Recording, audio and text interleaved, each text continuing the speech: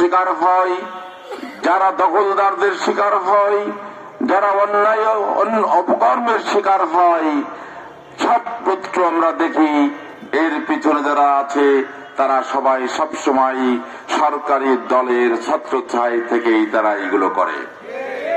সরকারের পরিবর্তন হয় ঠিকই, নতুন যারা আসে নতুন করে আবার চাঁদাবাজ তৈরি হয়ে যায়। চাঁদাবাজির পরিবর্তন হয় কিন্তু চাঁদাবাজির পরিবর্তন হয় না।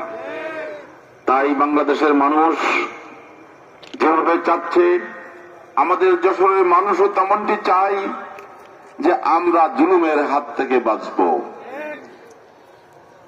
আমরা অন্যায় অত্যাচারের হাত থেকে বাঁচতে চাই।